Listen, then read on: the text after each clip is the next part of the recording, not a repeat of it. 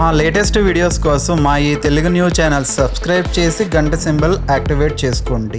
ఈ రోజే శని త్రయోదశి.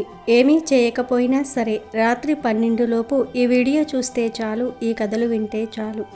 శని దోషాలు కష్టాలు పోతాయి, మహాపుణ్యం వస్తుంది. శనీశ్వరుడే లెక్కలేనంత ఐశ్వర్యాన్ని ఇస్తాడు.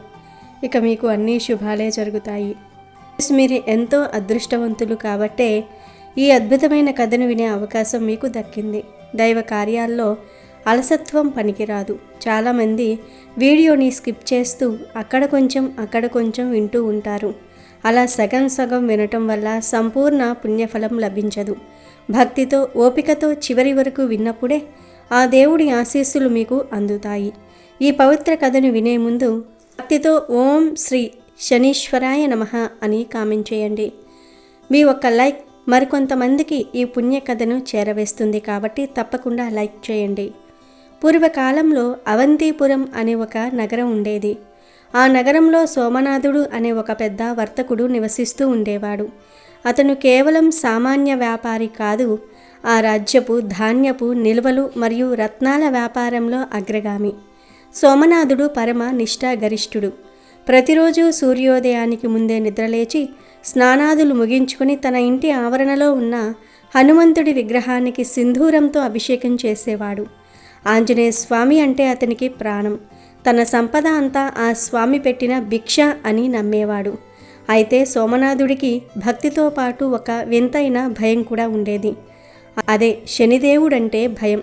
శనిదేవుడు కర్మలను లెక్కించే కఠినమైన న్యాయమూర్తి అని, ఆయన దృష్టి సోకితే ఎంతటి సామ్రాజ్యాలైనా కుప్పకూలిపోతాయని అతను విన్న కథలు అతడిని ఎప్పుడూ భయపెడుతూ ఉండేవి. అందుకే ప్రతి శనివారం భక్తి కంటే భయంతోనే నూనె దీపాలు వెలిగిస్తూ మహాప్రభు నా మీద నీ నీడ పడకుండా చూడు అని వేడుకుంటూ ఉండేవాడు. కానీ సోమనాథుడికి ఒక బలహీనత ఉంది. అది తన ప్రణాళికాబద్ధమైన జీవనం మీద ఉన్న అతి నమ్మకం. తను అనుకున్న సమయానికి అనుకున్న పని జరగకపోతే అతను తట్టుకోలేకపోయేవాడు. కాలం తన గుప్పెట్లో ఉండాలని కోరుకునే అహంకారం అతనిలో అంతర్లీనంగా ఉండేది. ఒకానొక శుభముహూర్తాన సోమనాథుడి జీవితాన్ని మార్చేసే ఒక పెద్ద వ్యాపార అవకాశం వచ్చింది. అది శని త్రయోదశి పర్వదినం.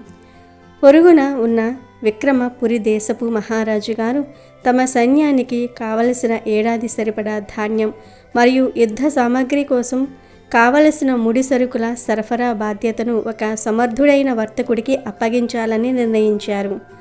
అది కేవలం వ్యాపారం మాత్రమే కాదు, ఆ రాజ్యపు రాజవర్తకుడు అనే బిరుదును తెచ్చిపెట్టే గొప్ప గౌరవం. ఆ రోజు మధ్యాహ్నం లోపు విక్రమపురి రాజదర్బారులో హాజరై తన సరుకుల వివరాలను మరియు ధరలను మహారాజుకు సమర్పించాలి. సోమనాథుడు ఎంతో ఆశతో సిద్ధమయ్యాడు. ఆ రోజు శని త్రయోదశి కాబట్టి తెల్లవారుజామునే హనుమంతుణ్ణి దర్శించుకొని, స్వామి, ఈ ప్రయాణం విజయవంతం కావాలి, ఏ ఆటంకమూ రాకూడదు అని మొక్కుకున్నాడు. శనిదేవుణ్ణి తలుచుకుంటూ, దేవా, ఈ ఒక్కరోజు నన్ను కరుణించు, నా దారికి అడ్డురాకు అని ప్రాధేయపడి తన అశ్వశకటం మీద బయలుదేరాడు. ప్రయాణం మొదలైంది. సోమనాథుడు మనసులో లెక్కలు వేసుకుంటున్నాడు. సరిగ్గా 2 గంటల్లో నదిని దాటుతాను, మరో 2 గంటల్లో విక్రమపురి కోటను చేరుకుంటాను అని తనలో తాను అనుకుంటూ గుర్రాలను వేగంగా రౌడు తీయించమని బండివాడికి చెప్పాడు. కానీ నగరం పొలిమేరలు దాటగానే అకస్మాత్తుగా బండి చక్రం ఒక లోతైన గుంటలో పడి విలవిలలాడింది. గట్టి శబ్దంతో చక్రపు ఇరుసు విరిగిపోయింది. సోమనాథుడు నిర్ఘాంతపోయాడు. అంత గొప్పగా తయారు చేయబడిన బండి చక్రం అంత సులభంగా ఎలా విరిగిందో అతనికి అర్థం కాలేదు. శని ప్రభావం మొదలయ్యిందా అని అనుమానిస్తూనే కోపంతో బండివాడిని తిట్టి తన వెంట ఉన్న వేగవంతమైన మేలుజాతి గుర్రాన్ని విప్పించి దాని మీద ప్రయాణం కొనసాగించాడు. సమయం ఇంకా మించిపోలేదు. గుర్రం మీద వెళ్తే ఇంకా వేగంగా వెళ్ళొచ్చు అని తనను తాను సమాధానపరుచుకున్నాడు. కానీ విధి మరొకలా ఉంది. కొంత దూరం వెళ్ళగానే ఆ అశ్వం అకస్మాత్తుగా కాలుజారి కింద పడింది. సోమనాథుడు కూడా కింద పడి దుమ్ము కొట్టుకున్నాడు. గుర్రం కాలు బెనికి నడవలేని స్థితికి చేరుకుంది. అప్పటికే సూర్యుడు నడినెత్తికి వస్తున్నాడు. సోమనాథుడికి చెమటలు పట్టాయి. నేను ఆంజనేయ స్వామి భక్తుడిని, నాకేమిటి ఈ అవస్థ?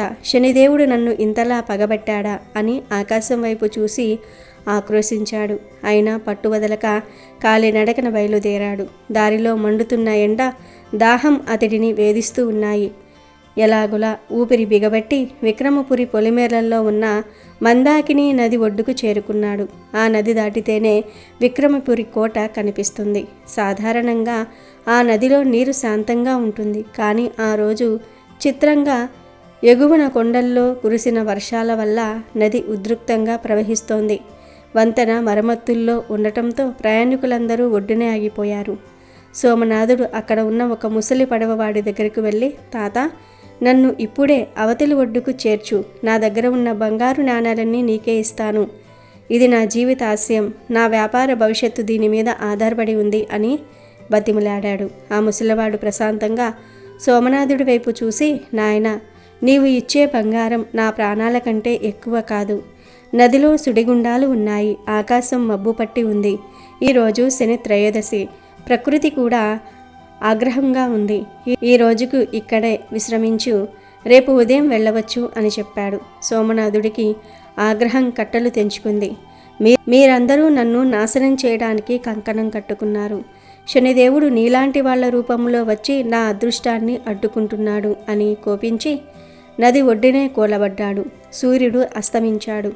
అంటే విక్రమపురిలో రాజముద్రికలతో కూడిన ఆ వ్యాపార ప్రక్రియ ముగిసిపోయింది. తనకు రావలసిన ఆ రాజవర్తక హోదా వేరే ఎవరికో వెళ్ళిపోయి ఉంటుందని భావించి సోమనాథుడు కుమిలిపోయాడు. రాత్రంతా నిద్ర పట్టలేదు.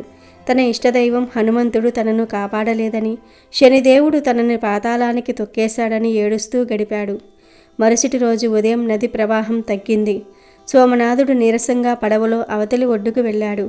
విక్రమపురి కోటవైపు నడుస్తూ ఉంటే దారిలో జనం గుంపులు గుంపులుగా భయంతో మాట్లాడుకోవటం కనిపించింది. సోమనాథుడు ఒకరిని ఆపి, ఏమయ్యింది? నిన్న రాజదర్బారులో వర్తకుల ఎంపిక జరిగిందా అని అడిగాడు. ఆ వ్యక్తి వణికిపోతూ, ఏం ఎంపిక స్వామి? నిన్న మధ్యాహ్నం దర్బారులో మహారాజు గారు, మంత్రులు, దేశ విదేశాల నుండి వచ్చిన గొప్ప వర్తకులు అందరూ కూర్చుని ఉండగా శత్రుదేశపు గూఢాచారులు ఒక్కసారిగా దాడి చేశారు. దర్బారు లోపలికి వెళ్లే దారులన్నీ మూసేసి విషవాయువును వదిలి అందరినీ కత్తులతో నరికివేశారు. అక్కడ ఉన్న ఒక వర్తకుడు కూడా ప్రాణాలతో బయటపడలేదు. రక్తం ఏరులై పారింది. నిన్న మధ్యాహ్నం ఆ దర్బారులోనికి అడుగుపెట్టిన ఏ ఒక్కరూ ఈరోజు సూర్యుణ్ణి చూడలేదు అని చెప్పారు. ఈ మాట విన్న సోమనాథుడికి కాళ్ళు వణకటం మొదలయ్యింది. ఒక్కసారిగా తనకు ఎదురైన ఆటంకాలన్నీ కళ్ళ ముందు కదలాడాయి. బండి చక్రం విరక్కపోయి ఉంటే తను సరిగ్గా మధ్యాహ్నంలోపు దర్బారులో ఉండేవాడు. గుర్రం కాలు వెనకకపోయి ఉంటే ఎలాగులా దర్బారుకు చేరుకునేవాడు.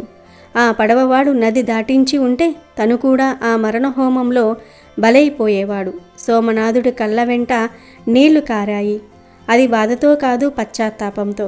తనను కాపాడమని తను వేడుకున్న హనుమంతుడు శనిదేవుణ్ణి పంపి తన ప్రయాణాన్ని అడ్డుకున్నాడని అతనికి అర్థమైంది.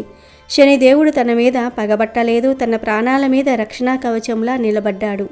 తనకు జరిగిన ఆటంకాలు శాపాలు కావు, అవి దేవుడు ప్రసాదించిన వరాలు. వెంటనే సోమనాథుడు వెనక్కి తిరిగి తన నగరానికి చేరుకున్నాడు. ఇంటికి వెళ్ళగానే హనుమంతుడి పాదాలకు నమస్కరించి ఆ పక్కనే శనిదేవుణ్ణి ధ్యానించాడు. మహాప్రభు, మందగమనుడవైన నీవు నన్ను ఆ రోజు నెమ్మదింపజేయకపోతే ఈరోజు నా ప్రాణాలు ఉండేవి కావు. నీవు ఇచ్చే ఆటంకం వెనుక ఒక ఆశీస్సులు ఉంటాయని, నీవు చూపే కఠినత్వం వెనుక ఒక గొప్ప కరుణ ఉంటుందని నేను గ్రహించలేదు. నా అహంకారంతో నిన్ను నిందించాను, నన్ను క్షమించు అని ప్రార్థించాడు. ఆ రోజు నుండి సోమనాథుడిలో మార్పు వచ్చింది. వ్యాపారంలో లాభనష్టాల కంటే దైవ నిర్ణయం మీద అతనికి గురి పెరిగింది. శని త్రయోదశి రోజున అతను భయంతో కాకుండా భక్తితో, కృతజ్ఞతతో పేదలకు అన్నదానం చేయటం, వస్త్రాలు దానం చేయటం మొదలుపెట్టాడు. శనిదేవుడు అంటే కేవలం బాధలను ఇచ్చేవాడు కాదు, మన కర్మలను బట్టి మనల్ని ప్రమాదాల నుండి కాపాడే గురువు అని సోమనాథుడు ఊరంతటికీ చాటి చెప్పాడు. ఆంజనేయ స్వామి భక్తులకు శనిదేవుడు ఎప్పుడూ రక్షకుడిగానే ఉంటాడని, అది ఒక్కోసారి మనకు నచ్చని రీతిలో అంటే ఆటంకాల రూపంలో ఉండవచ్చునని ఈ కథ చెప్తుంది. సోమనాథుడు తన జీవితాంతం తన సంపదను ధర్మ కార్యాలకు ఉపయోగిస్తూ శనిశ్చరాయ నమః అంటూ ఆ దేవుడి కరుణను పొంది ప్రశాంతంగా జీవించాడు. భగవంతుడు మనకి కావాల్సింది కాదు, మనకి ఏది మంచిదో అదే ఇస్తాడని సోమనాథుడి కథ నిరూపిస్తుంది. అలాగే ఈరోజు శనిదేవుడు తన భక్తులను అవమానిస్తే ఏం చేస్తాడో తెలిపే ఈ కథను వింటే చాలు శనిదేవుడి అనుగ్రహం కలుగుతుంది, శని దోషాలు పోతాయి, పట్టిందల్లా బంగారంలాగా మారుతుంది. పూర్వం శివయ్య అనే ఒక రోజువారీ కూలీ ఉండేవాడు. అతను శనిదేవునికి పరమ భక్తుడు. ప్రతి శనివారం నాడు అతను శనిదేవుని గుడికి వెళ్ళి రావి చెట్టు కింద నువ్వుల నూనెతో దీపం పెట్టేసేవాడు. ప్రతిరోజు దారిలో కనబడే కుక్కలకు, ఇంటి దగ్గర ఉండే కుక్కలకు కూడా తిండి పెట్టేవాడు. ఒకసారి కూలి పని కోసం వెతుక్కుంటూ వెళ్ళినా కూడా శివయ్యకు పని దొరకలేదు. దాంతో ఇంటికి తిరిగి వచ్చేశాడు. అప్పుడు అతని భార్య సరిత శివయ్యతో, ఏం జరిగిందండి, అలా ఉన్నారేమిటి, ఈరోజు కూలి పని దొరకలేదా అంటుంది. దానికి శివయ్య, ఏం చెప్పను సరిత, పొద్దున నుంచి తిరిగినా కూడా ఒక్క పని కూడా దొరకలేదు, ఈరోజు మనం ఏం తింటాం అని అంటాడు. అప్పుడు అతని భార్య ఎగతాళిగా, ఏంటండి అలా అంటారు, మీ శనిదేవుడు ఉన్నాడు కదా, మీరు ఎన్నేళ్ల నుంచో ఆయనకు భక్తుడిగా ఉన్నారు, మిమ్మల్ని కష్టకాలంలో ఆదుకోవటం ఆ శనిదేవునికి తెలియదా, అయినా మీకు తెలియదా ఆ శని పట్టుకుంటే 7.5 ఏళ్ళు ఉంటాడని, ఇంట్లో కొంచెం కూడా బియ్యం లేవు, సరుకులన్నీ కూడా నిండుకున్నాయి, ఈరోజు వెళ్ళి ఆ శనిదేవుని సరుకులు ఇవ్వమనండి అని అంటుంది. భార్య మాటలు విన్న శివయ్య, అరే సరిత, నీకు ఎన్నిసార్లు చెప్పాను శనిదేవుని గురించి ఇష్టం వచ్చినట్లుగా మాట్లాడవద్దని, శనిదేవుడు ఇప్పుడు అప్రసన్నుడు అవుతాడు, ఆయనే అన్నిటికీ కర్త అని భార్యను మందలించి ఊరుకుంటాడు. అలా సాయంకాలం అవుతుంది. అప్పుడు ఒక వ్యక్తి శివయ్య వద్దకు వచ్చి ఇలా అంటాడు, శివయ్య, మా ఇంటి పని చాలా రోజుల నుంచి ఆగిపోయింది, వచ్చి ఆ పని పూర్తి చేసి డబ్బులు తీసుకో అని అంటాడు. దానికి శివయ్య, ఏం పనన్నా అని అడుగుతాడు. మా గోడలకు మురికి పట్టేసింది, వాటికి రంగులు వెయ్యాలి, నువ్వు వేస్తావా అంటాడు ఆ వ్యక్తి. సరే పదండి అని చెప్పి శివయ్య ఆ వ్యక్తితో వెళ్ళి పని పూర్తి చేసి డబ్బులు తీసుకుంటాడు. మనసులోనే శనిదేవుడికి కృతజ్ఞతలు చెప్పుకుంటాడు శివయ్య. అతనికి వచ్చిన ఆ డబ్బులతో ఏదైనా మంచిది తినడానికి తీసుకువెళ్ళాలి, సరిత సంతోషిస్తుంది అనుకుంటాడు శివయ్య. దాంతో కిరాణా కొట్టుకు వెళ్ళి, అన్న బియ్యం ఇంకా పప్పు ఇవ్వు, ఇంకా డబ్బా స్వీట్స్ కూడా ప్యాక్ చెయ్యి అంటాడు. కానీ అప్పుడు ఆ దుకాణదారుడు, శివయ్య, నువ్వేదో మర్చిపోయినట్లున్నావు అని అంటాడు. నేనేమి మర్చిపోయాను అన్నా అని శివయ్య అడుగుతాడు. అప్పుడు ఆ దుకాణదారుడు, శివయ్య, నువ్వు ప్రతి శనివారం నువ్వుల నూనె కొంటావు, శనిదేవుణ్ణి పూజిస్తావు కదా, మర్చిపోయావా అని అడుగుతాడు. దానికి శివయ్య, హా అవునన్నా, ధన్యవాదాలు నాకు గుర్తు చేసినందుకు, నాకు బియ్యం పప్పు ఏమీ వద్దు కానీ ఈ డబ్బులకు సరిపడా నువ్వుల నూనె ఇవ్వు అంటాడు. అలా శివయ్య నూనె నువ్వులు తీసుకుని శనిదేవుడి గుడికి వస్తాడు. శనిదేవుడికి నల్ల నువ్వులు నూనె సమర్పిస్తాడు. శనిదేవుడికి పూజ చేస్తాడు. హే ప్రభు, నా కష్టాలను తొలగించు, నేను కూలి పనివాడిని, ఎంతో అసహాయుడిని, కూలి పని కోసం ఎంతో తిరగాల్సి వస్తుంది, 2 పూటల తిండి కూడా నాకు రాసి పెట్టలేదు, నాకు సాయం చేయి దేవుడా అని వేడుకుంటాడు. ఆ తర్వాత శివయ్య ఇంటికి వస్తాడు. అప్పుడు భార్య ఇలా అడుగుతుంది, ఏమిటండి ఇవాళ కూడా వట్టి చేతులతో వచ్చారా, లేక కూలి పనిలో డబ్బులు ఏమైనా దొరికాయా అని అంటుంది. అప్పుడు శివయ్య, ఈరోజు కొన్ని డబ్బులైతే వచ్చాయి సరిత, కానీ వాటితో నేను శనిదేవుడికి నువ్వులు కొని సమర్పించాను అని చెప్తాడు. ఆ మాటలు విన్న సరిత, ఏవండి, శనిదేవుని పూజ వదిలివేయవచ్చు కదా, ప్రతిరోజు పస్తులు ఉండాల్సి వస్తుంది అంటుంది సరిత.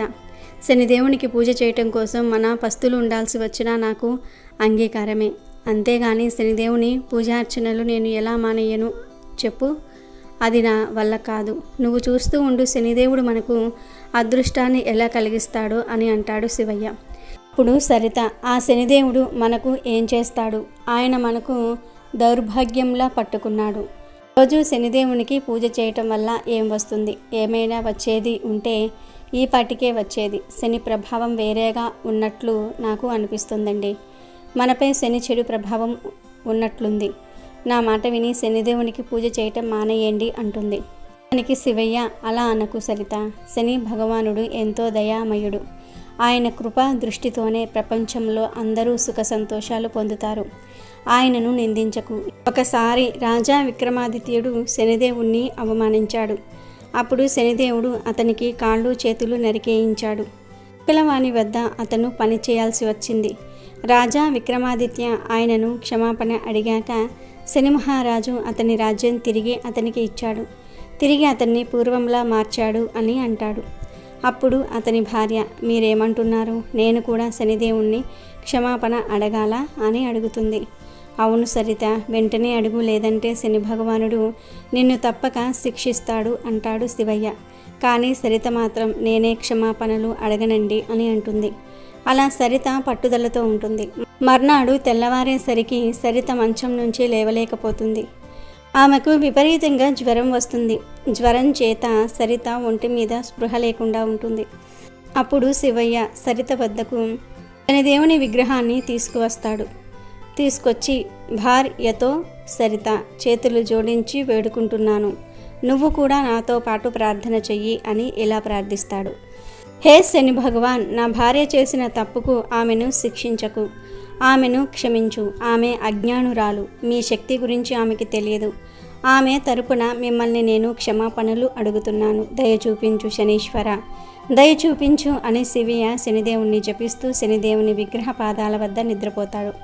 అతని కలలో శనిదేవుడు కనిపించి, కుమారా, నీ భార్య చేసిన తప్పు క్షమించరానిది. నా భక్తిలోని శక్తినే శంకించింది. అయినా కూడా నీ భక్తితో నేను ప్రసన్నుడినైనాను. నీ భార్య జబ్బును నయం చేస్తాను. నీకు 3 వరాలు కోరుకునే అవకాశం ఇస్తాను అని అంటాడు. ఇంతలో శివయ్యకు మెలకువ వచ్చి చూస్తే చుట్టుప్రక్కల ఎవ్వరూ ఉండరు. కానీ 3 వరాలు కోరుకోమని చెప్పిన శనిదేవుని మాట గుర్తొస్తుంది. చూస్తే అతని భార్యకు జ్వరం తగ్గిపోతుంది. అప్పుడు శివయ్య తన భార్యను పిలుస్తాడు. సరిత వచ్చి, స్వామి, నా జ్వరం తగ్గిపోయింది. నేను ఇప్పుడు లేచి తిరగగలను కూడా.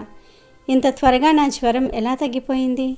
ఈ చమత్కారం వెనకాల రహస్యం ఏమిటి స్వామి, చెప్పండి అని అడుగుతుంది.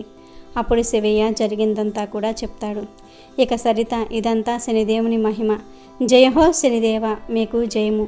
మీ మహిమ అపారమైనది. తెలియకుండా మిమ్మల్ని ఏమేమో అన్నాను. నన్ను క్షమించండి భగవాన్. ఇక మీదట ఇలాంటి పొరపాటు చేయను. నేటి నుంచి మిమ్మల్ని ప్రతిరోజు పూజిస్తాను అని శనిదేవుణ్ణి ఆరాధిస్తుంది. ఇంతలో శివయ్యకు శనిదేవుడు చెప్పిన 3 వరాలు గుర్తొస్తాయి. శివయ్య 3 వరాలు కోరుకుంటాడు. హే ప్రభు, మీరు నా భక్తితో ప్రసన్నులైతే నాకు ఈ 3 వరాలు ఇవ్వండి. 1, నేను ఎల్లప్పుడూ మిమ్మల్నే పూజించాలి. 2వది, నా భార్యకు ధనం, ఐశ్వర్యం, సంతానం కలగాలి. ఇక 3వది, తాను కూడా మీకు పరమభక్తురాలు కావాలి అని కోరుతుంది. శనిదేవుడు శివయ్యకు 3 వరాలు ఇస్తాడు. కొన్ని రోజులకు శివయ్య అతని భార్యకు సంతానం కలుగుతుంది. ఇంట్లో సంతోషం వస్తుంది. ఆ పిల్లవాడి రాకతో ఇల్లు సంతోషంతో నిండిపోతుంది. ఇలా వారి జీవితం చాలా సంతోషంగా సాగుతూ ఉంటుంది. ఒకరోజు భార్యాభర్తలు నిద్రపోతూ ఉంటారు. అప్పుడు శనిదేవుడు శివయ్య కలలో వస్తాడు. లే కుమారా, లే, నువ్వు నీ ఇంటి వెనకాలకు వెళ్ళు. అక్కడ ఒక రావి చెట్టు ఉంది కదా, అక్కడ నా నల్లటి విగ్రహం ఉంది. దాన్ని తీసి ఆ రేవ చెట్టు వద్ద స్థాపించి పూజా అర్చనలు ప్రారంభించు. గుర్తించుకో, ఆ విగ్రహానికి పూజ నీ వలనే జరుగుతుంది. ఇంకెవరూ పూజ చేయకూడదు అని చెప్పి శనిదేవుడు మాయమైపోతాడు. ప్రొద్దున్న లేచాక శివయ్య తన కల గురించి సరితకు చెప్తాడు. సరిత, నా కలలో శనిదేవుడు వచ్చాడు. ఆయన మన ఇంటి వెనకాల రావి చెట్టు కింద ఆయన నల్లటి విగ్రహం ఉందని, దాన్ని బయటకు తీసి రోజు ఆయనకు పూజార్చనలు చేయమని చెప్పారు. ఆ విగ్రహం ఆయన రూపమని చెప్పారు అని చెప్తాడు. అప్పుడు ఆమె శివయ్యతో, ఆలస్యం చేయకండి, శనిదేవుడు మనకు అదృష్టపు తలుపులు తెరిచారు అంటుంది. శివయ్య వెంటనే తన ఇంటి వెనకాల రావి చెట్టు వద్దకు వెళ్ళి అక్కడ తవ్వటం మొదలు పెడతాడు. కొంచెం సేపటికి అతనికి శనిదేవుని నల్లటి విగ్రహం దొరుకుతుంది. దాంతోపాటు ఒక పెట్టె కూడా దొరుకుతుంది. దాన్ని తెరిచి చూసి అతను ఆశ్చర్యపోతాడు. దానిలో బోలెడంత బంగారం ఉంటుంది. ఇంత బంగారమా? నేను ధన్యుణ్ణి ప్రభు, మీ మహిమ అపారమైనది. ఈ బంగారంతో మీరు నా జీవితాన్ని సురక్షితం చేశారు. వీటితో నేను మీకు మంచి గుడి కట్టిస్తాను అని శనిదేవుడికి కృతజ్ఞతలు చెప్పుకొని ఆ పెట్టెను తీసుకుని భార్య దగ్గరకు వెళ్తాడు. ఇంత ధనమా, ఎక్కడిదండి అని అడుగుతుంది భార్య. ఇదంతా నా ప్రభువు శనిదేవుని కృప. ఎక్కడైతే ఆయన విగ్రహం దొరికిందో అక్కడే ఈ పెట్టె కూడా దొరికింది అని చెప్తాడు. దాంతో ఆమె కూడా చాలా సంతోషిస్తుంది. ఆ ధనంతో శివయ్య శనిదేవునికి గొప్ప గుడి కట్టిస్తాడు. తానే స్వయంగా పూజారిగా మారి పూజా అర్చనలు చేస్తూ ఉంటాడు. అప్పుడు అతని భార్య, మిమ్మల్ని ఇలా చూసి నాకు చాలా సంతోషంగా ఉందండి. నేను కూడా శనిదేవుణ్ణి ఆరాధిస్తాను. జయహో సూర్యపుత్ర అని పలుకుతుంది. ఈ విధంగా శనిదేవుడు శివయ్యకు ధనము, వైభవము, సంతానము ప్రసాదించాడు. తన భక్తుణ్ణి అనుగ్రహించాడు. త్రయోదశి శనివారం నాడు వస్తే ఆ రోజును శని త్రయోదశిగా వ్యవహరిస్తూ ఉంటారు. శనివారం శ్రీ మహావిష్ణువుకు చాలా ఇష్టమైన రోజు. అందుకే ఆ రోజు వెంకటేశ్వర స్వామికి మనం పూజలు చేస్తూ ఉంటాం. త్రయోదశి శివుడికి ఇష్టమైన తిథి. క్షీరసాగర మదనం జరిగి అమృతం ఉద్భవించిన తర్వాత ఆలాహలాన్ని దిగమింగి తన కంఠంలో దాచుకుని లోకాలను కాపాడిన శివుడికి కృతజ్ఞతలు చెప్పడానికి దేవతలందరూ ఆయన వద్దకు వెళ్ళినది ఈ త్రయోదశి తిథి నాడే అని పురాణాల ద్వారా తెలుస్తుంది. అందుకే త్రయోదశి శనివారం నాడు వస్తే శివకేశవులకు అత్యంత ప్రీతికరమైన దినమని పురాణాలు పేర్కొంటూ ఉన్నాయి. శని జన్మించిన తిథి కూడా త్రయోదశే. అందుకనే శని త్రయోదశికి అంతటి విశిష్టత ఏర్పడింది. ఈ రోజున శనికి ప్రత్యేకమైన పూజలు చేస్తే శని దోషాలైన ఏలినాటి శని, అష్టమ శని తదితర దోషాల నుంచి విముక్తి లభిస్తుందని జ్యోతిష్యులు చెప్తూ ఉంటారు. త్రయోదశి రోజున సూర్యోదయానికి ముందే స్నానం చేసి నువ్వుల నూనెతో శనికి అభిషేకం చేయాలి. కాకికి నైవేద్యం పెట్టాలి. నల్ల నువ్వులు, నువ్వుల నూనె నల్లని వస్త్రంతో ఉంచి దానం చేయాలి. శనీశ్వరుడు ఎంత ఇబ్బందులు కలిగిస్తాడో మన జీవితంలో కొన్ని దశల్లో అంతకు మించిన మేలును కలిగిస్తాడు. ఛాయాదేవి సూర్యభగవానుల పుత్రుడైన శని కుంభ మకర రాశులకు అధిపతి. పడమటి వైపు ముఖాసీనుడై ఉంటాడు. శనిదేవునికి నీలం రంగు, నలుపు రంగు పువ్వులు ప్రీతికరమైనవిగా చెప్పబడుతోంది. త్రయోదశి రోజున ఈ పువ్వులతో శనిదేవుణ్ణి పూజించటం వలన ఆయన ప్రసన్నుడవుతాడు. ఎప్పుడైతే ఆయన అనుగ్రహిస్తాడో అప్పుడే శనిదోష నివారణ జరుగుతుంది. సమస్యల నుండి విముక్తి లభిస్తుంది. శని త్రయోదశి రోజు ఉదయాన్నే నవగ్రహ ఆలయానికి వెళ్ళి శనిదేవుడికి దీపం పెట్టి నువ్వుల నూనెతో అభిషేకం చేసి నువ్వులు బెల్లం కలిపి ముద్దలా చేసి ప్రసాదంలా పెట్టి హారతి ఇవ్వాలి. ఇలా చేయటం వల్ల శని దోషాలు తొలగిపోతాయి. శనివారం త్రయోదశి తిథి వచ్చిన రోజున శనికి నువ్వుల నూనెతో అభిషేకం చేసిన, ఆ స్వామికి ఇష్టమైన నువ్వులు, నల్లటి వస్త్రం వంటివి దానం చేసిన శని ప్రసన్నుడవుతాడని, ఏలినాటి శని, అర్ధాష్టమ శని బాధల నుంచి ఉపశమనం లభిస్తుందని భక్తుల ప్రగాఢ విశ్వాసం. శని త్రయోదశి రోజు మధ్య మాంసాలు ముట్టరాదు. వీలైన వారు శివార్చన తామే స్వయంగా చేస్తే మంచిది.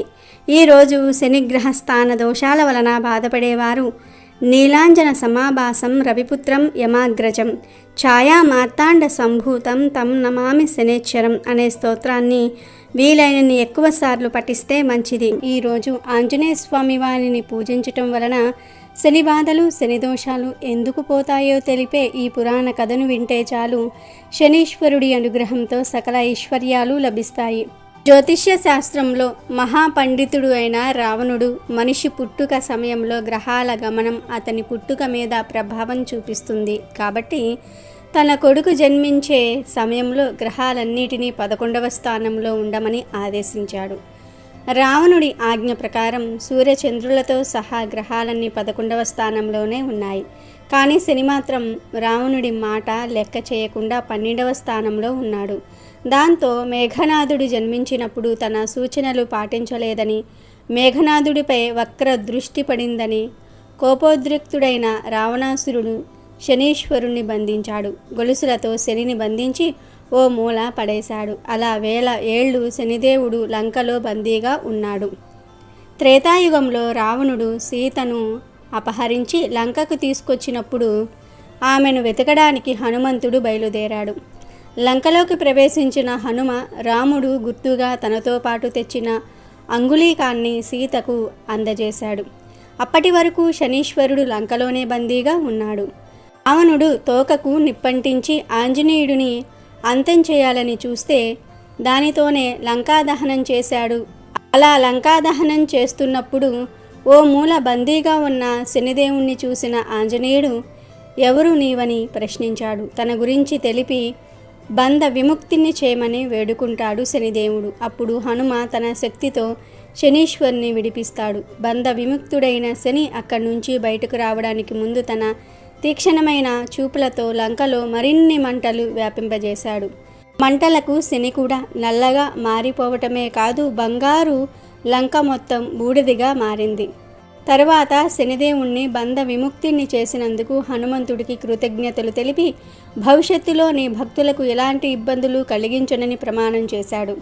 ఏలినాటి శని సమయంలో కూడా ఆంజనేయ స్వామిని పూజిస్తే ఎలాంటి శని ఉండదని శని ప్రమాణం చేశాడు.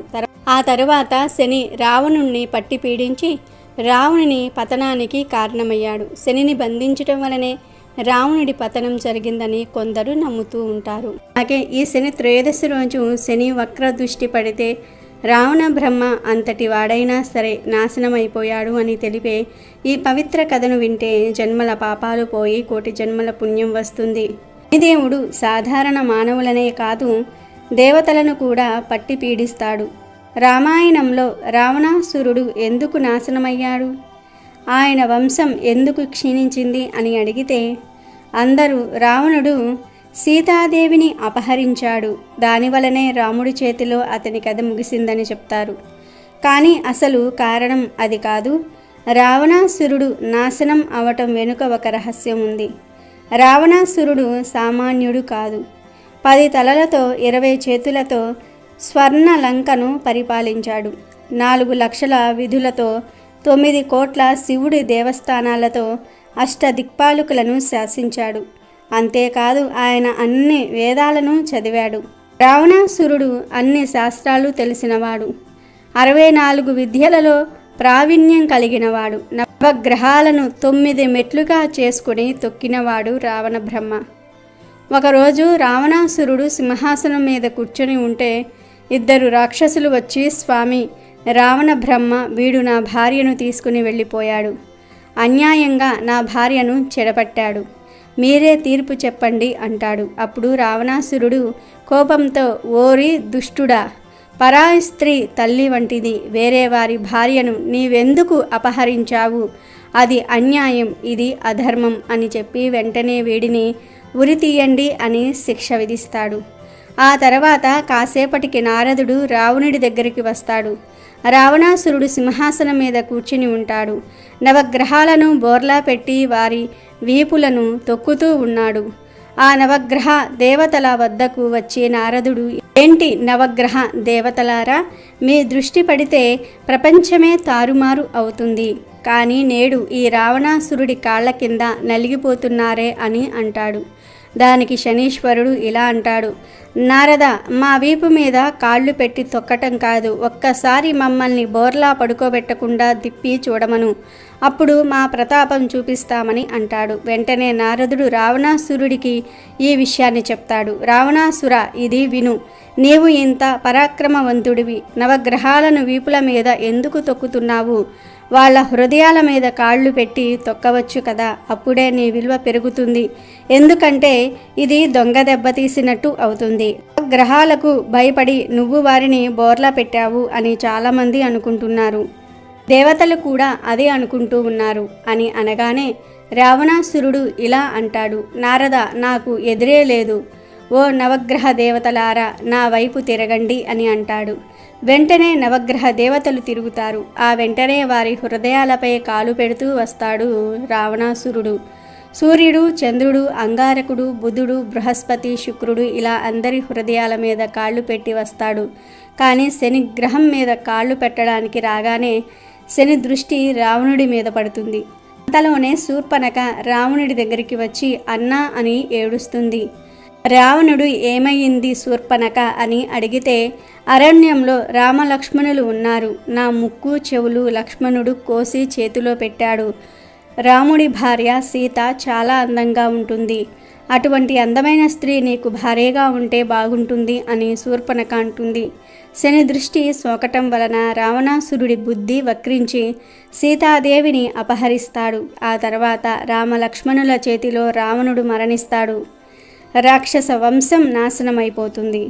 శని దృష్టి పడటం వలన శాస్త్రాలు వేదాలు చదివినవాడు, 10 తలలు 20 చేతులు కలిగినవాడు, బ్రహ్మ వంశంలో జన్మించినవాడు, దేవతలను చిత్రహింసలు పెట్టిన అంతటి లంకాది రావణాసురుడికే వినాశనం తప్పలేదు. కాబట్టి శని దృష్టి అనేది అంత క్రూరమైనది. మనుషులు, దేవతలు ఎవరైనా శని దృష్టిలో పడితే కష్టాల పాలవుతారు. ఈ శని త్రయోదశి రోజు శనిదేవుడు సింగనాపూర్లో ఎలా వెలిశాడో తెలిపే స్థల పురాణ కథను వింటే చాలు అదృష్టం మిమ్మల్ని వరిస్తుంది. శనీశ్వరుడి అనుగ్రహం కలుగుతుంది. శనీశ్వరుడే ఐశ్వర్యాన్ని ఇస్తాడు. మీ జాతకం మారిపోతుంది. శనీశ్వరుడికి ప్రత్యేక దేవాలయాలు ఉండటం బహు అరుదు. ఒకవేళ ఉన్నప్పటికీ అవి కూడా వేళ్ల మీద లెక్క పెట్టుకోగలిగినవే. సాధారణంగా శనీశ్వరుడు మిగతా నవగ్రహాలతో పాటు అనేక దేవాలయాల్లో దర్శనమిస్తాడు. అయితే శనీశ్వరుడికి ఓ ప్రత్యేకమైన దేవస్థానంగా పేరెన్నికగన్న క్షేత్రం శని సింగనాపూర్. షిరిడీకి సుమారు 75 కిలోమీటర్ల దూరంలో ఉన్న ఈ దివ్య క్షేత్రంలో భక్తుల కోరికలు తీర్చే కొంగు బంగారంగా విరజిల్లుతున్నాడు శనిదేవుడు. ఇక్కడ శనిదేవుణ్ణి ఒక శిల రూపంలో పూజిస్తారు. అలా శిల రూపంలో పూజించటం వెనుక ఒక కారణం ఉంది. పూర్వం ఈ గ్రామం చాలా చిన్నది. ఈ గ్రామంలో గొర్రెల కాపరులు నివాసం ఉండేవారు.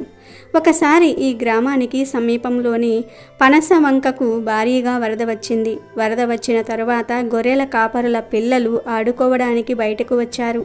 పిల్లలు మట్టితో రాళ్లతో ఆడుకోవటం మొదలుపెట్టారు. అప్పుడు వారికి 2 నేరేడు చెట్ల మధ్య ఇరుక్కుని ఉన్న ఒక నల్లరాయి కనిపించింది.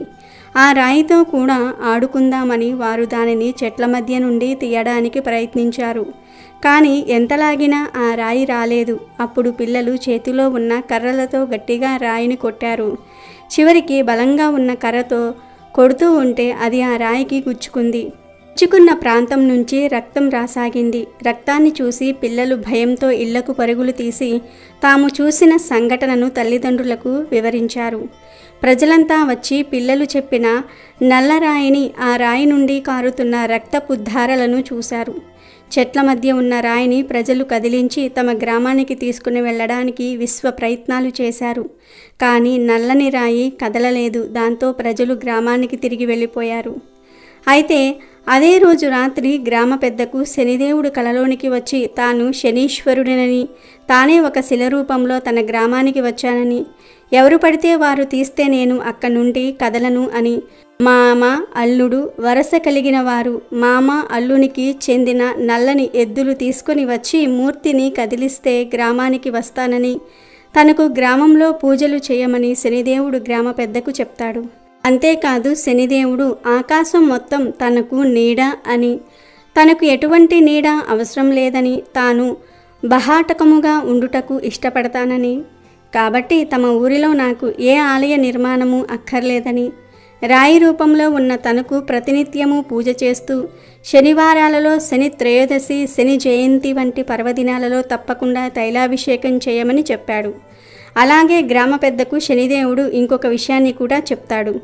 అదేమిటి అంటే తను స్వయంభూగా వెలిసిన ఆ పల్లెకు ఇక మీదట బందిపోటుల, దొంగల, దోపిడీదారుల, కన్నము వేసే దొంగల భయం ఎప్పటికీ ఉండజాలదని మాట ఇచ్చి అదృశ్యం అయ్యాడు.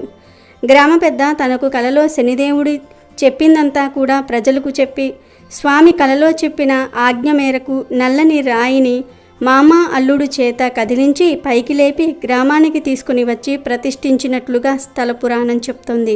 5.6 అడుగులు పొడవు, 1.6 అడుగుల వెడల్పు కలిగి ఉన్న ఈ మూర్తిని అప్పట్నుంచి కట్టపై ప్రతిష్ఠించి శనీశ్వరుడిగా పూజలు చేస్తూ ఉన్నారు. శనీశ్వర మూర్తిని ప్రతిష్ఠించారు. కానీ శనీశ్వరుడికి గుడి లేదు. అలా శనిదేవుడు వాన, గాలి, రాత్రి, పగలు, చలి, వేడి ఇలా అన్నిటినీ చవిచూస్తూ సింగనాపూర్లో భక్తుల చేత పూజలు అందుకుంటూ ఉన్నాడు. అంతేకాదు ఇక్కడ శనిదేవుడు వెలిసినప్పటి నుంచి దొంగతనాలు అనేవే జరగలేదు. ఇక్కడి ప్రజలు దొంగతనాలు జరగవనే నమ్మకంతో ఉంటారు. వారు ఇళ్లకు తాళాలు కూడా వెయ్యరు. ఒకవేళ ఎవరైనా దొంగతనం చేయుటకు ప్రయత్నించినా వారు అక్కడికక్కడే ఊరి పొలిమేర దాటేలోగా రక్తం కక్కుకొని చనిపోతారు. అయ్యప్ప మాలను ధరించిన వారికి ఎలాగైతే శనిదోషం పరిహారం అవుతుందో అలాగే సింగనాపురం శనీశ్వర్ని దర్శించుకున్న వారికి శనిదోషం పరిహారం అవుతుందని భక్తుల నమ్మకం. అలాగే ఈరోజు వెంకటేశ్వర స్వామి కథను వింటే చాలు అష్టైశ్వర్యాలు సిద్ధిస్తాయి, శనిదోషాలు పోయి అష్టైశ్వర్యాలు సిద్ధిస్తాయి. పూర్వకాలమున నగరి అనే గ్రామములో ధనగుప్తుడనే వ్యాపారుడు ఉండేవాడు. అతడు మహాలోభి. ఎంత ఐశ్వర్యములు సంపాదించినా కూడా అతని లోభితనమునకు అంతు లేకుండెను. ఈ ఐశ్వర్యమంతయు తన గొప్పయే అనుకుని అతను వెర్రవీగేవాడు. అంతటి వారినైనా ఈ అహంకారమే కదా అదో పాతాళమునకు త్రోసివేయునది. ధనగుప్తుని భార్య కాంతిమతి మాత్రము ఎంతో భక్తి శ్రద్ధలు కలిగి ఉండేది. వారికి 3 పుత్రికలు. చివరి పుత్రికైన కుమారికి దైవభక్తి ఎక్కువగా ఉండేది.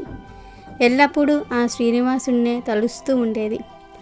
కుమారి తండ్రికి తెలియకుండా వీలున్నప్పుడల్లా కూడా శ్రీ వెంకటేశ్వర స్వామి వారి ఆలయానికి వెళ్ళి స్వామివారిని దర్శించుకుని వస్తూ ఉండేది. ఇంటికి తీసుకువచ్చిన ప్రసాదాన్ని అందరూ స్వీకరించినా తండ్రి మాత్రం ఎప్పుడూ తీసుకునేవాడు కాదు. భర్త యొక్క ఈ ప్రవర్తనకు కాంతిమతి మిక్కిలి చింతించేది. ఒకరోజు కుమారి తన స్నేహితుల ఇంట శ్రీ వెంకటేశ్వర వ్రతం జరుగుతుందని తెలుసుకుని తాను కూడా వ్రత కథలను విందామని వెళ్ళింది. వ్రతము పూర్తి చేసేసరికి మిట్ట మధ్యాహ్నం అయ్యింది. ప్రసాదము తాను స్వీకరించి కొంచెము ప్రసాదాన్ని పొట్లముగా కట్టించుకుని ఇంటికి బయలుదేరినది కుమారి. మార్గ మధ్యమునకు వచ్చేసరికి ఎండ తీవ్రత ఎక్కువైనది. ఎక్కడైనా కొంచెం దాహం తీర్చుకుందామని తలచగానే ఆ పక్క వీధిలోనే తన తండ్రి అంగడి ఉందని గుర్తొచ్చింది. దాంతో కుమారి దగ్గరలో ఉన్న ఆ అంగడికి వెళ్ళి ఈ వ్రతం గురించి తండ్రికి చెప్పకుండా నీళ్లు అడిగి తాగింది. తండ్రి కోపగించుకుంటాడనే భయంతో కంగారుగా దాహం తీర్చుకుని వడివడిగా ఇంటిదారి పట్టింది. ఈ హడావిడిలో కుమారి ప్రసాదం పొట్లం దుకాణంలోనే మర్చిపోయి వదిలివేసింది. ఇంతలో ఆ బజారులో ఒక్కసారిగా అలజడి మొదలయ్యింది. ప్రజలందరూ ఆహాకారాలు పెడుతూ పరిగెత్తుతూ ఉన్నారు. పెద్ద అగ్ని ప్రమాదం సంభవించి ఆ వీధిలోని అంగళ్ళు అగ్నిదేవుని ప్రతాపానికి ఆహుతి కాసాగాయి. అసలే మిట్ట మధ్యాహ్నం, దానికి తోడు తీవ్రమైన వడగాలి. ఆ మంటలు చూసిన ధనగుప్తుడి శరీరం భయంతో కంపించింది. ఇంకొద్ది క్షణాలలో తన కళ్ళ ముందే తన అంగడి కూడా బూడిద కావాల్సిందే. ఈ ఆలోచనతో చేతులు వణికిపోతూ ఉన్నాయి. అంగడి నుంచి అందరూ బయటకు పరుగులు తీశారు. కానీ తాను ఉండిపోయాడు. అంగడిని విడిచి పోబుద్ధి కావటం లేదు. అంటే తాను కూడా మసైపోతాడు. ఇలా ధనగుప్తుడు ఆలోచిస్తూ అంగడిలోనే ఉన్నాడు. ఈ కంగారులో చేతికి ఏదో పొట్లం తగిలింది. ఏ ఆలోచన లేకుండా తీసి నోట్లో వేసుకున్నాడు. తీయగా అనిపించింది. అంతేకాదు మనసు కొంచెం స్థిమిత పడ్డట్టు కూడా తోచింది. అప్పుడే ఒక అద్భుత సంఘటన జరిగింది. మంటలన్నీ ధనగుప్తుడి ముందు దుకాణం వద్దే ఆగిపోయాయి. ఒక్క నిప్పురవ్వ కూడా తన దుకాణంపై పడలేదు.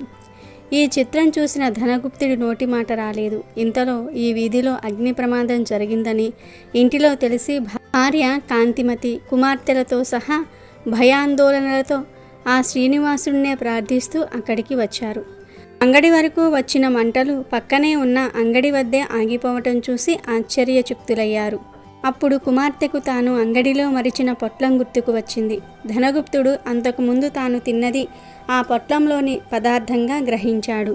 కుమారి ఆ పొట్లం శ్రీ వెంకటేశ్వర స్వామి వారి ప్రసాదం అని, తాను వ్రతంలో పాల్గొనడం అంతా వివరించింది. తాను స్వీకరించిన ఆ ప్రసాద మహత్యం వలనే తాను ఆ ప్రమాదం నుంచి బయటపడినట్లుగా ధనగుప్తుడు గ్రహించాడు. శ్రీహరిని క్షమించమని చెంపలు వేసుకున్నాడు. సాయంకాలమే ఊరి వారందరినీ పిలిచి శ్రీ వెంకటేశ్వర వ్రతకల్పము భక్తి శ్రద్ధలతో ఆచరించాడు. అప్పటినుంచి ఆ వర్తకుడు పూర్తిగా స్వామివారి సేవలకే శేష జీవితాన్నంతా కూడా గడిపి చివరికి ముక్తిని పొందాడు. కేవలం ప్రసాదాన్ని స్వీకరించినంతనే ఎంత ఆపద నుంచి బయటపడ్డాడో చూశారు కదా. శ్రీ వెంకటేశ్వర వ్రత మహత్యము అంతటి అద్భుతమైనది. మీరందరూ వీలున్నప్పుడల్లా ఈ వ్రతం ఆచరించి శ్రీనివాసుని కృపకు పాత్రులవ్వండి. పూర్వకాలమున మగధ సామ్రాజ్యంలో విష్ణుజిత్తుడనే శ్రీవారి ప్రియభక్తుడు ఉండేవాడు. అతనికి 9 మంది కూతుర్లు ఉన్నారు. విష్ణుజిత్తుడు ఎంతో పాండిత్యము కలిగినను మిక్కిలి పేదరికంతో బాధపడుతూ ఉండేవాడు. విష్ణుజిత్తుని భార్య తారామతి ఎల్లప్పుడూ ఆ శ్రీనివాసుడి పాద పద్మముల యందే మనసు లగ్నం చేసి ప్రార్థిస్తూ ఉండేది. అప్పుడప్పుడు వివాహాది శుభకార్యాల పౌరోహిత్య కార్యక్రమాలలో దక్షిణగా వచ్చే కొద్దిపాటు సొమ్ముతో అష్టకష్టాలు పడుతూ సంసారం సాగిస్తూ ఉన్నారు ఆ దంపతులు. కుమార్తెలకు యుక్త వయసు సమీపించినది. తారామతి ఎప్పుడూ కూతుర్ల వివాహం ఎలా చేయాలి అని చింతిస్తూ ఆ శ్రీనివాసున్నే ప్రార్థిస్తూ కాలం వెళ్ళబుచ్చేది. ఆశ్రిత జన రక్షకుడైన శ్రీ వెంకటేశ్వర స్వామి వారికి తన భక్తులంటే అపార ప్రేమ. ఇది మన అందరికీ తెలిసినదే కదా. అందుకే ఒకనాడు ఆ శ్రీనివాసుడు ఈ దంపతుల కష్టాలను తీర్చడానికి ఒక వృద్ధ బ్రాహ్మణుడి రూపంలో వచ్చాడు. ఒక శనివారం రోజు ఉదయాన్నే ఈ వృద్ధ బ్రాహ్మణుడు విష్ణుజిత్తుని ఇంటి తలుపు తట్టాడు. విష్ణుజిత్తుడు వచ్చి తలుపు తీశాడు. అప్పుడు ఆ బ్రాహ్మణుడు, అయ్యా, నేను వంగదేశపు వాసిని. ఒక యజ్ఞం నిమిత్తం వెళ్తూ దారి మధ్యలో ఈ దేశం వచ్చాను. దయచేసి ఈ ఒక్కరోజు మీ ఇంట్లో ఉండనిచ్చినచో తిరిగి రేపు ఉదయాన్నే వెళ్ళిపోగలను అని విష్ణుజిత్తుని ప్రార్థించాడు. అందుకు విష్ణుజిత్తులు, స్వామి, అంతకు మించిన అదృష్టం మాకేమున్నది. అతిథి సాక్షాత్తు వెంకటేశ్వర స్వామితో సమానమని మన పురాణాలు ఘోషిస్తూ ఉన్నాయి కదా. తమరు ఎటువంటి సంకోచము లేకుండా మా ఇంటిలో ఉండండి అని ఆ వృద్ధ బ్రాహ్మణుణ్ణి లోనికి తీసుకుని వచ్చి సపర్యలు గావించాడు. ఆ రోజు మధ్యాహ్నం భోజనం తర్వాత అందరూ కూర్చున్నారు. అప్పుడు ఆ వృద్ధ బ్రాహ్మణుడు తారామతితో ఇలా అన్నాడు, ఏమమ్మా దిగులుగా ఉన్నావు? ఏమిటి నీ బాధ? ఏమీ సంకోచించకుండా నాకు చెప్పు అన్నాడు. దానికి తారామతి, స్వామి, తమరు మహా తపస్సంపన్నులు, తేజస్సులో సాక్షాత్తు ఆ వైకుంఠవాసుని మాదిరిగా ఉన్నారు. మీ వద్ద దాచడానికి ఏమున్నది? నా మనోవ్యధంతా నా బిడ్డల వివాహం గురించి మాత్రమే. వారికి ఎలా పెళ్లి చెయ్యాలో అర్థం కావటం లేదు అని తన బాధంతా కూడా చెప్పుకుంది. తారామతి మాటలు విన్న ఆ విప్రోత్తముడు చిరునవ్వు నవ్వి, తల్లి, నీ బాధ నేను గ్రహించితిని. నీ కష్టములన్నీ తొలగిపోయి నీ కుమార్తెలకు శుభప్రదంగా వివాహాలు జరిగేలాగా ఒక అద్భుత వ్రతం నీకు చెప్తాను. ఈ వ్రతము ఆచరిస్తే మీ కష్టములన్నీ కూడా పోయి భోగభాగ్యములతో తులతూగుతారు. శ్రీ వెంకటేశ్వర వ్రతం అను ఈ వ్రతం మిక్కిలి శుభతరము అని చెప్పి ఆ వ్రత విధానమంతయు ఆ దంపతులకు వివరించాడు. అంతటా విష్ణుజిత్తుడు, స్వామి, మహా సంతోషం. ఇంతకు మించి మహాభాగ్యం ఏముంటుంది? ఎన్నో రోజులు ఎందుకు? శుభస్య శీఘ్రం అన్నారు గదా మన పెద్దలు. ఈరోజు శనివారం, ఎంతో శుభదినం. ఈరోజే తమరు సెలవిచ్చిన శ్రీ వెంకటేశ్వర వ్రతమును ఆచరించెదము అని విష్ణుజిత్తులు, తారామతి దంపతులు తమ కుమార్తెలందరితో కలిసి ఆ రోజు సాయంకాలమే బంధుమిత్రులను ఆహ్వానించి శ్రీ వెంకటేశ్వర వ్రతమును అత్యంత భక్తి శ్రద్ధలతో యథాశక్తి ఆచరించారు. వచ్చిన భక్తులందరూ కూడా వ్రతం పూర్తయిపోయిన పిమ్మట తీర్థ ప్రసాదములు స్వీకరించి తమ తమ గృహములకు వెళ్ళిపోయారు. అప్పుడు విష్ణుజిత్తుల వారు భార్యా సమేతముగా ఆ బ్రాహ్మణోత్తమునికి పాద నమస్కారము గావించి తమ దంపతులను ఆశీర్వదించవలసిందిగా వేడుకున్నారు.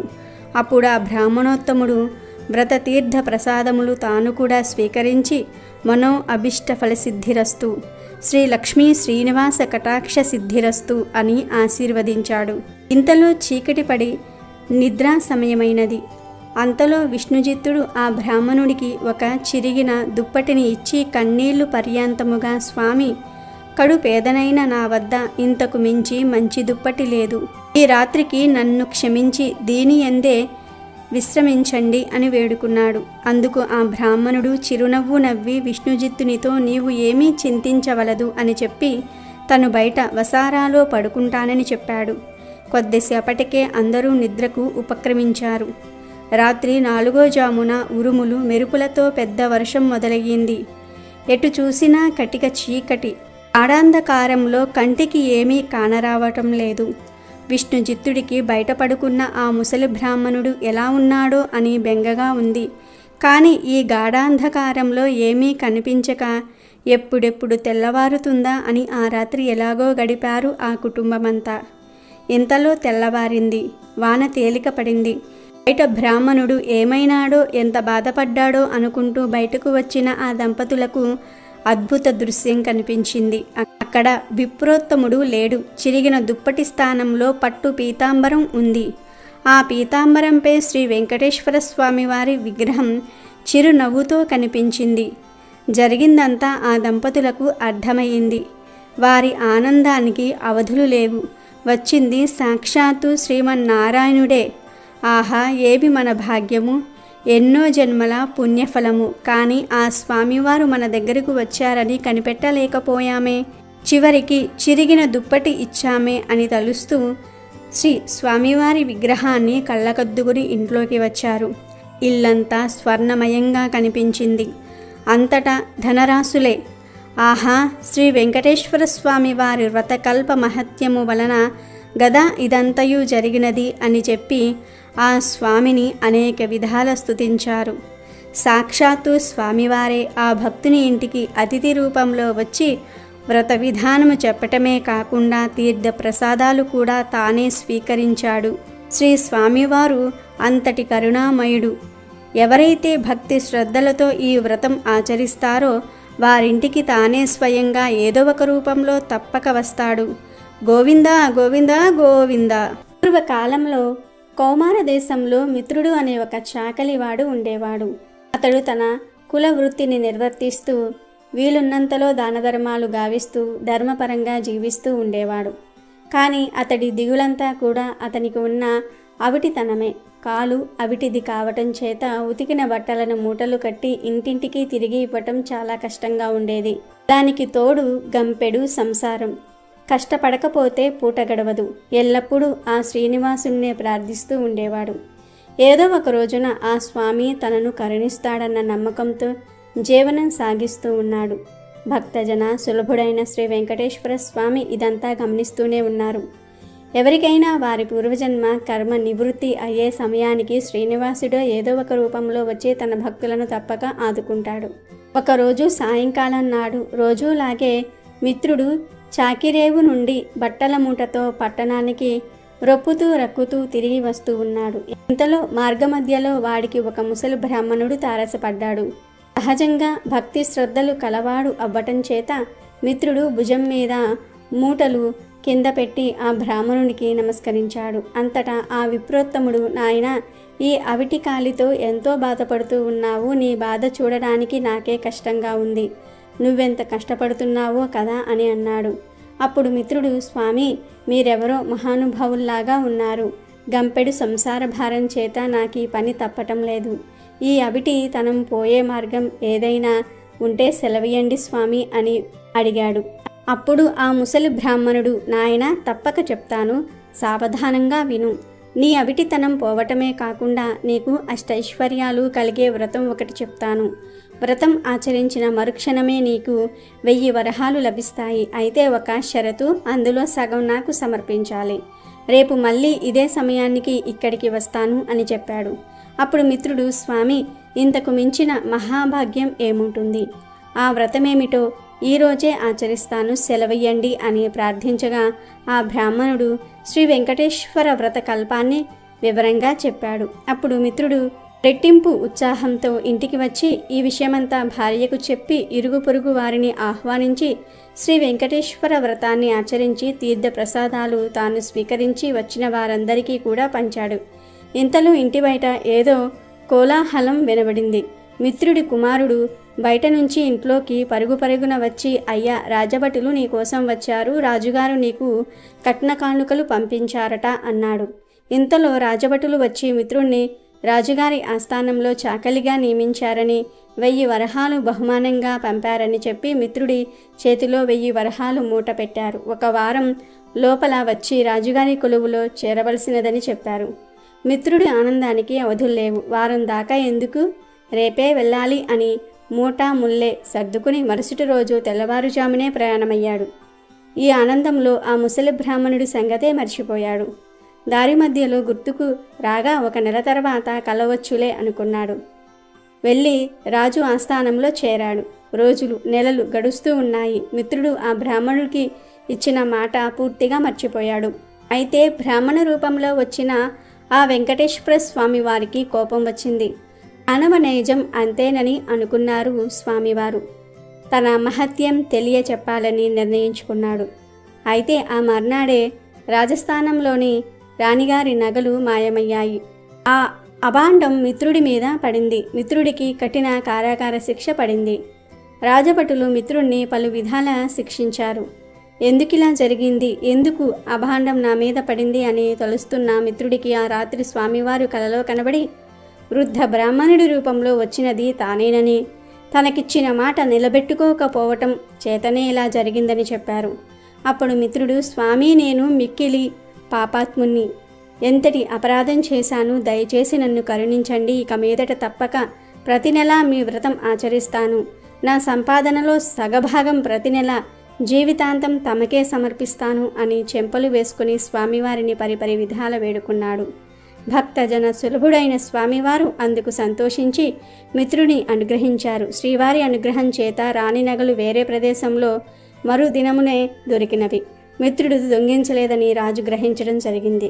మిత్రుడిని కారాగారం నుంచి వదిలివేశారు. అప్పటినుంచి మిత్రుడు స్వామివారికి ఇచ్చిన మాట ప్రకారం ప్రతి నెల శ్రీ వెంకటేశ్వర వ్రతం ఆచరిస్తూ తన సంపాదనలో సగభాగం స్వామివారికే సమర్పిస్తూ కలకాలం సుఖంగా జీవించి చివరన ముక్తిని పొందాడు. అలాగే ఈరోజు కోకిల వనం ఎలా ఏర్పడిందో తెలిపే ఈ పవిత్ర శనిదేవుడి కథను వింటే చాలు మీ జీవితం అద్భుతంగా మారిపోతుంది. శనిదేవుడి అనుగ్రహంతో మీకు అన్ని శుభాలే జరుగుతాయి. ద్వాపర యుగంలో ఆ మహావిష్ణువు శ్రీకృష్ణుడిగా జన్మించాడు. ఆ కారణంగా దేవతలందరూ కూడా బాలహరిని దర్శించుకోవాలి అనుకుంటారు. అప్పుడు దేవతలంతా ఒక చోట కలుసుకొని, సమస్త దేవతలారా, మనం సృష్టిలో నందగ్రామానికి వెళ్ళి బాలహరిని దర్శించుకుందామా? అటువంటి అదృష్టం సహస్ర యుగాల తర్వాతే దక్కుతుందేమో అని బాలహరిని దర్శించడానికి సిద్ధమవుతారు. అప్పుడు శనిదేవుడు కూడా బాలకృష్ణుణ్ణి చూడడానికి వస్తానని అంటాడు. కానీ మిగిలిన దేవతలందరూ, శనిదేవా, మీరు మీ వక్ర దృష్టిని శ్రీహరి మీద మాత్రం ఉంచకండి అని అంటారు. దానికి శని భగవానుడు, దేవతలారా, మీరు ఎందుకు అలా అంటున్నారు? మీ అందరిలాగానే నేను కూడా శ్రీహరిని దర్శించుకోవాలి అనుకుంటున్నాను. నేను అసలు నా వక్ర దృష్టిని వారి మీద ఎందుకు ఉంచుతాను అని అంటాడు. అప్పుడు దేవతలు మళ్ళీ ఇలా అంటారు, శనిదేవ, మీరు ఎక్కడికి వెళ్ళినా దేవుళ్ళు, దేవతలు, రాక్షసులు అందరూ మీ వక్రదృష్టి వల్ల బాధపడుతూ ఉన్నారు. కనుక హెచ్చరించటం మా బాధ్యత, అందుకనే చెప్తూ ఉన్నాము అని అంటారు. ఆ తర్వాత దేవుళ్ళు, దేవతలు శనిదేవుడితో సహా బాలకృష్ణుని చూడడానికి నందగ్రామానికి చేరుకుంటారు. శ్రీకృష్ణుడి ఇంటికి వెళ్తారు. దేవతలందరినీ యశోదాదేవి లోపలికి ఆహ్వానిస్తుంది. కానీ అక్కడ శనిదేవుని చూసి తల్లి యశోద బాధతో ఇలా అంటుంది, శనిదేవ, తల్లి ప్రేమను అర్థం చేసుకోండి. మీ వక్ర దృష్టి నా కన్నయ్య మీద పడాలి అని నేను ఖచ్చితంగా కోరుకోను. కాబట్టి దయచేసి ఇక్కడి నుండి వెళ్ళిపోండి అని అంటుంది. దానికి శనీశ్వరుడు, హే మాత, నేను శ్రీకృష్ణుడికి పరమభక్తుణ్ణి. ఏ భక్తుడైనా తన ఆరాధ్య దైవానికి కష్టం ఎందుకు కలిగిస్తాడు? కనుక మిగతా దేవతల్లాగానే నేను కూడా శ్రీహరి బాల్య రూపాన్ని దర్శించుకోవాలనుకుంటున్నాను. దయచేసి నన్ను కూడా బాలకృష్ణుణ్ణి దర్శించుకొనివ్వండి అని వేడుకుంటాడు. ఓ శనిదేవ, కన్నయ్య పుట్టిన తర్వాత ఎవరి నీడ పడిందో ఏమో, తరచూ ఏదో ఒక సమస్య వచ్చి నా చిన్న కన్నయ్యను ఇబ్బంది పెడుతూనే ఉంది. అందుకని మీరు ఒక తల్లి పడే బాధను అర్థం చేసుకోండి. నా కన్నయ్య మంచి కోసం మీరు శ్రీకృష్ణుని దర్శించుకోకండి అని అంటుంది యశోద. శనిదేవుడు ఎంత అడిగినా యశోద ఒప్పుకోలేదు. కానీ మిగతా దేవుళ్ళు, దేవతలందరూ శ్రీహరి యొక్క బాలస్వరూపాన్ని చూసి ఎంతో ప్రసన్నులవుతారు. అదంతా చూసి శనిదేవుడు నిరాశ చెంది నందగ్రామానికి దగ్గరలోనే ఒక వనంలో బాధపడుతూ విలపిస్తూ ఉంటారు. హే ప్రభు, నాకే ఎందుకు అన్యాయం జరుగుతుంది? ఒక భక్తుణ్ణి, తన ఆరాధ్య దైవాన్ని దర్శించుకొనియకుండా ఎందుకు వంచిస్తూ ఉన్నారు? నా రూపం అంత భయంకరంగా ఉంటే ఇందులో నా దోషమేముంటుంది? నేను మీ ఆదేశం మేరకే కర్మఫల దేవతగా మారాను. నేను నా కర్తవ్యాన్ని నిర్వహించకపోతే ఈ సృష్టి అంతా పాపాత్ములు, అధర్ములు, కోకల్లలుగా పెరిగిపోతారు. హే కృష్ణ, ఈ సూర్యపుత్రుడు శని మీ బాలరూపాన్ని దర్శించుకోకుండా పృథులోకం నుండి దేవతలోకానికి ఖచ్చితంగా వెళ్ళడు. దానికోసం నేను ఇక్కడే ఈ వనంలోనే ఉండి ఘోరమైన తపస్సు చేస్తాను. నేను ఈ వనము నుండి ఒక అంగుళం కూడా కదలను అని శపథం చేసి శనిదేవుడు ఆ వనంలో మొండి పిల్లవాడిలాగా కూర్చొని శ్రీకృష్ణుడి ఆరాధనను మొదలు పెడతాడు. అక్కడ శనిదేవుడి మంత్రాల ధ్వని బాలరూపంలో ఉన్న శ్రీకృష్ణుడికి వినిపిస్తూ ఉంటుంది. త్రికాలదర్శి శ్రీకృష్ణుడు తన భక్తులను నిరాశ చెందనివ్వరు కదా. అప్పుడు కృష్ణుడు తనలో తను ఇలా అనుకుంటాడు, శనిదేవ, బాలకుడి రూపంలో నేను అవతరించాను. మొండికి వెయ్యాలంటే నేను లేదా ఎవరైనా చిన్న పిల్లవాడు మాత్రమే మొండికి వెయ్యాలి అని మీరు నాకంటే ఎక్కువ మొండికేస్తున్నారే అని నవ్వుకుంటాడు. ఇప్పుడు నేను మీ ఈ మొండి భక్తికి లొంగిపోయి మీకు దర్శనం ఇవ్వడానికి వచ్చి తీరాల్సిందే అని అనుకుని వెంటనే ఆ బాలకృష్ణుడు ఒక కోకిల రూపంలోనికి మారతాడు. అలా నేరుగా కాకుండా కోకిల రూపం ధరించి కృష్ణుడు శనిదేవుణ్ణి కలవడానికి వెళ్తాడు. అక్కడ వనంలో శని తపస్సులో ఉంటాడు. అప్పుడు కోకిల రూపంలో ఉన్న కృష్ణుడు శని దగ్గరికి వెళ్ళి, హే కృష్ణ భక్త, మీరు మీ కళ్ళు తెరవండి, మీ మొండితనాన్ని త్యాజించండి. నేను మీ భక్తి భావానికి నిజమైన శ్రద్ధకు ఎంతో ప్రసన్నుడినయ్యాను అని అంటాడు. అప్పుడు శనిదేవుడు కళ్ళు తెరిచి చూసి కోకిల రూపంలో ఉన్న శ్రీకృష్ణుని గుర్తుపడతాడు. వారితో ఇలా అంటారు, నా ప్రణామాలను స్వీకరించండి ప్రభు, నేను మీ బాలరూపాన్ని చూడాలనే అభిలాషతో దేవలోకం నుండి ఇక్కడికి వచ్చాను. ఏ విధంగా అయితే మీరు బాలరూపంలో మిగతా దేవీ దేవతలకు దర్శనమిచ్చారో ఆ బాలరూపాన్ని అదే విధంగా నేను దర్శించుకోవాలనుకుంటున్నాను అని తన కోరికను చెప్తాడు. శనిదేవుడి మాటలను విని శ్రీహరి కోకిల రూపంలో నుండి బాలరూపంలోనికి మారిపోతాడు. భగవంతుడు శ్రీకృష్ణుడి బాలరూపాన్ని చూసి శనిదేవుడు ఎంతో ప్రసన్నుడవుతాడు. హే ప్రభు, మీ దర్శనంతో నా జీవితం ధన్యమయ్యింది. ఇక దేవలోకానికి వెళ్ళి నేను నీ బాల స్వరూప గుణగానం దేవతలందరి ముందు చేస్తాను అని అంటాడు. అప్పుడు కృష్ణుడు, హే సూర్యపుత్ర శనిదేవ, మీరు కర్మఫలాన్ని ఇస్తారు.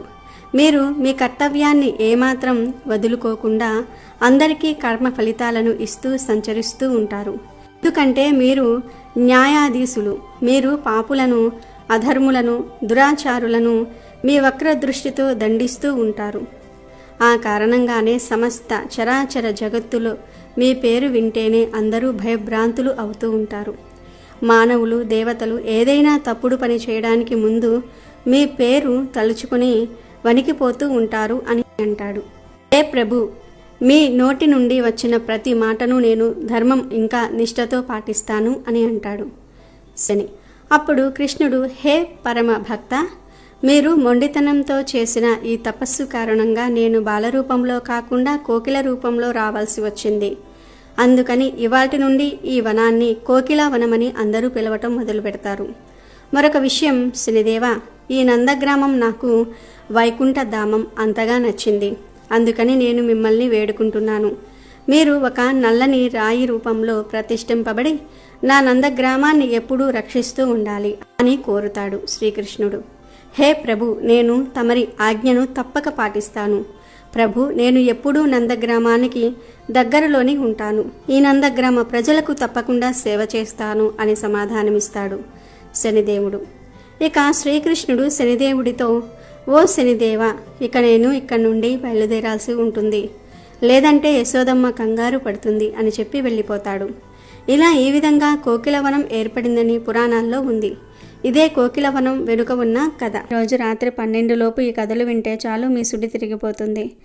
శని దోషాలు, కష్టాలు పోతాయి. శనీశ్వరుడే మీ ఇంట్లో కనకవర్షాన్ని కురిపిస్తాడు. మీ ఇల్లంతా ధనంతో నిండిపోతుంది. పట్టిందల్లా బంగారం అవుతుంది. రాజయోగం పడుతుంది. జన్మ జన్మల పాపాలు పోతాయి. కోటి జన్మల పుణ్యం వస్తుంది. కష్టాలు, సమస్యలు, బాధలు పోతాయి. శనిదేవుడి అనుగ్రహం కలుగుతుంది. మీకు ఉండే గ్రహదోషాలు కూడా పోతాయి. మీ జాతకం అద్భుతంగా మారిపోతుంది. ఇక మీకు అన్ని శుభాలే జరుగుతాయి. వీడియో నచ్చితే లైక్ చేయండి, షేర్ చేయండి, బట్ సబ్స్క్రైబ్ చేసుకోవడం మర్చిపోవద్దు.